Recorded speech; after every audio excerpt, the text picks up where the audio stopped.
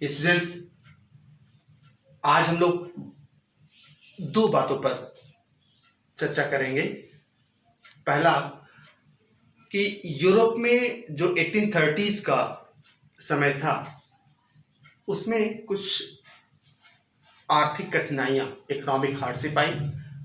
इसके लिए हमने पॉइंट नंबर 24 आपको दिया है और किस तरह की परेशानियां आई वो आप लोग लिख भी लेंगे, क्योंकि पहली बात जो इसमें बताई गई है वो कि पॉपुलेशन वहाँ की बहुत ज़्यादा बढ़ गई, और दूसरी बात कि जितना एम्प्लॉयमेंट था उससे कहीं ज़्यादा जॉब सीकर्स हो गए।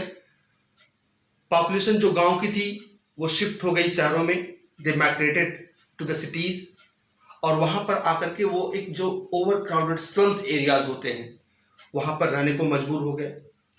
छोटे मोटे जो प्रोड्यूसर्स थे उनके सामने बहुत बड़ी समस्या थी कि जो इंग्लैंड से मशीन का बनाया हुआ सामान आ रहा था उसके सामने उनको बहुत बड़ी कठिनाई आ रही थी, वो अपने सामानों का कंपटीशन नहीं कर पा रहे थे। इस तरह से, और जहाँ कहीं भी एरिस्टोक्रेसी की गवर्नमेंट थी वहाँ पर किसान परेशान थे फेडरल ड्यूज से, जिसको कहते हैं कि जागीरदारी का जो उनको ड्यूज देना पड़ता था उससे वो लोग परेशान थे। दूसरी बात, एक उदाहरण के तौर पे कहते हैं कि वाइड स्प्रेड पॉपुलिज्म, पॉपुलिज्म कहते हैं गरीबी को, बहुत बड़े पैमाने पर गरीबी चारों तरफ फैल गई थी। बेसिकली ये उदाहरण है पेरिस के लिए, फ्रांस के लिए। और फ्रांस में 1848 का समय कुछ ऐसा ही था, जिसमें ये बताते हैं कि सामानों की कीमतें बढ़ गई थी, खास करके खाद्यान्नों की, और जब फसल खराब हो जाती थी, कभी सूखा की वजह से, कभी बाढ़ की वजह से, तो इन कारणों से there was a wide spread populism in towns and country. दूसरी बात, फूड शॉर्टेज हो गया था, चारों तरफ अनएम्प्लॉयमेंट बढ़ गई थी।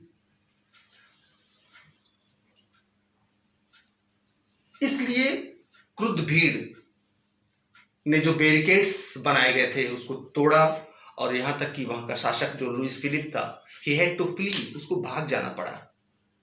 फिर वहां पर एक नेशनल असेंबली ने फिर से रिपब्लिक ग्रांट किया, और सारे जो मेल्स जो 21 वर्ष के ऊपर थे उन सब ने वोटिंग किया, और उसने हर किसी को काम का विश्वास दिलाया, वचन दिया। आज की वीडियोस में इतना ही, नेक्स्ट कल